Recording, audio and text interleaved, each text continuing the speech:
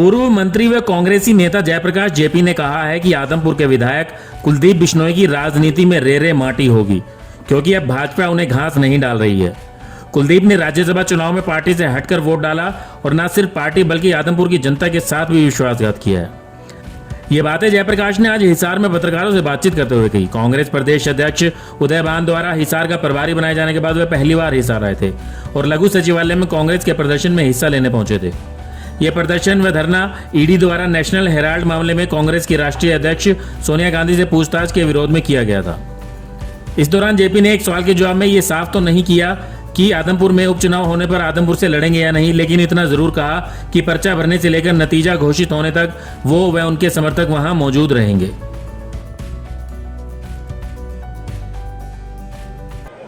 मैंने ये कहा कि कुलदीप बिश्नोई जी ने एक बड़ा गलत काम किया है।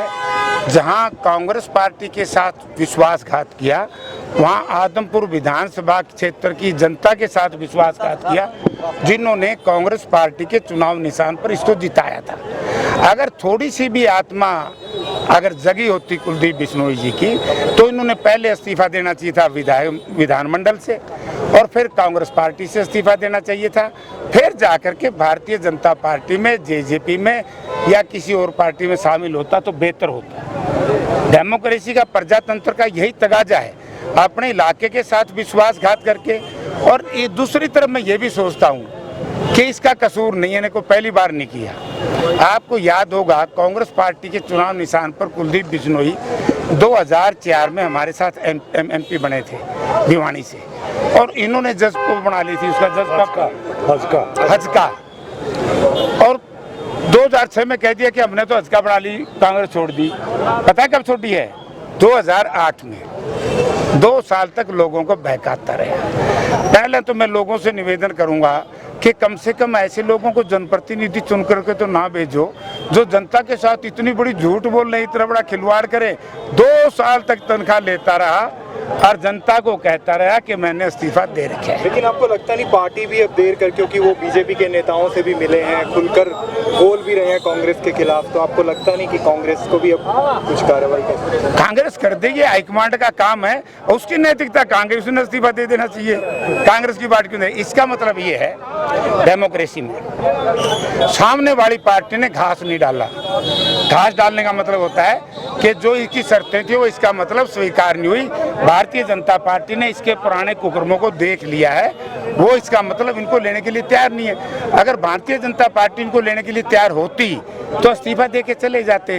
तो इसलिए मैं कहता हूँ, एक तो होती है ब्रान माटी, समझो ना, ब्रान माटी, और इस भाई की होगी रे माटी, ना इधर का रहेगा ना उधर का रहेगा। हरियाणा में जिस तरह से डीएसपी की हत्या हुई है, उसको लेकर अब कानून व्यवस्था पर सवाल उठने लगे हैं। हालांकि गवर्नमेंट ने जुडिशियल इंक्वायरी की बात की है, तो इस पर आप क्या कहें? देखिए, मामला जुडिशियल इंक्वायरी का नहीं है, एक क्लास 1 अफसर है पुलिस का, डीएसपी लेवल का, उसका हत्या की गई है, मारा गया है अवैध खनन माफिया के लोगों ने, अवैध खनन जो करते हैं। तो इसमें ठीक है, इंक्वायरी होनी चाहिए, लेकिन इसमें यह भी तय तक जाना चाहिए क्या कारण है।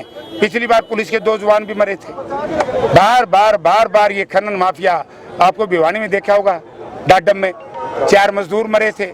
यानी कि भू माफिया, गैंगस्टर, पेशेवर अपराधी अपने बंदूकों के साए में खूब मौज कर रहे हैं। कानून व्यवस्था जीरो है, महिलाएं सुरक्षित नहीं है। आए दिन आप लोग देख रहे हैं महिलाओं की क्या ब्रान माटी कर रखी है, नौजवानों का रोजगार छीन लिया।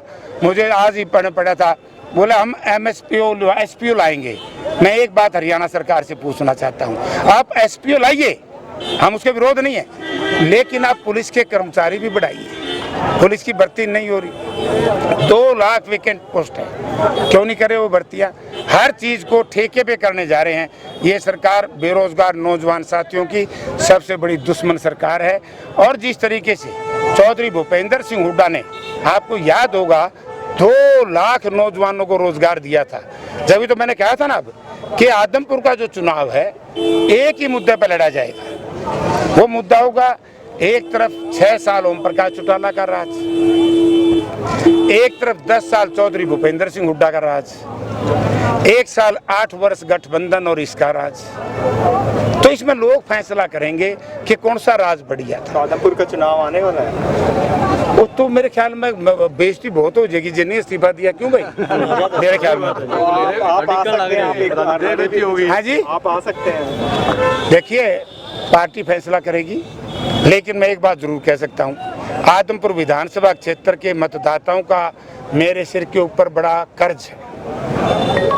2009 में जिस तरीके से आदमपुर की जनता ने मुझे भारी वोट दिए थे और जनता ने तो मुझे जिता दिया था, लेकिन मैं संवैधानिक तरीके से हार गया था। आप सबको पता है कुछ साथी धोखा कर गए थे, तो इसलिए किसी को कांग्रेस पार्टी टिकट दे, जयप्रकाश और इसके साथी पर्चा दाखिल करने से लेकर के काउंटिंग तक हम आदमपुर के रण में रहेंगे। जयप्रकाश जेपी अपने भाषण में अभी मुख्यमंत्री की कम और डिप्टी सीएम की ज्यादा बुराई करते नजर आए। वो डिप्टी सीएम की मैं कोई विरोध नहीं करता, वो हमारा बच्चे के समान है। मैं व्यक्तिगत दुष्यंत का विरोध नहीं कर रहा, मैं डिप्टी चीफ मिनिस्टर का विरोध कर रहा हूँ। यदि लोगों ने वोट दी जेजेपी को, बीजेपी के खिलाफ दी नहीं। अगर दुष्यंत जब किसानों के ऊपर पहली मर्तबा पीपड़ी में लाठीचार्ज किया था, उसी दिन इस्तीफा देकर के सरकार से बाहर आ जाता, ये सरकार गिर जाती कि नहीं गिर जाती? तो सरकार किसने बना रखी है? बीजेपी की तो सरकार नहीं है, ये जेजेपी ने बना रखी है। और उसी पे जो महकमे हैं उन्हीं में ज्यादा भ्रष्टाचार है। मैं मरूं और कट जाऊं, तुम कहे फिर शराब के खिलाफ भी नहीं बोलूं, रेवेन्यू डिपार्टमेंट में भ्रष्टाचार है उसमें भी नहीं बोलूं, पीडब्ल्यूडी में सड़क बनते पहले रोड उखड़ जाए क्योंकि 20% टैक्स ले कमीशन ले पहले ही, उस पर भी नहीं बोलूं। आपका लेबर की हालत क्या हो रही है उस पर भी नहीं बोलूं, तो फिर मरूं। भाई भ्रष्टाचारियों का टोल इकट्ठा हो गया, सरकार नहीं है। जब सत्ता परिवर्तन होगा, हर की जांच होगी।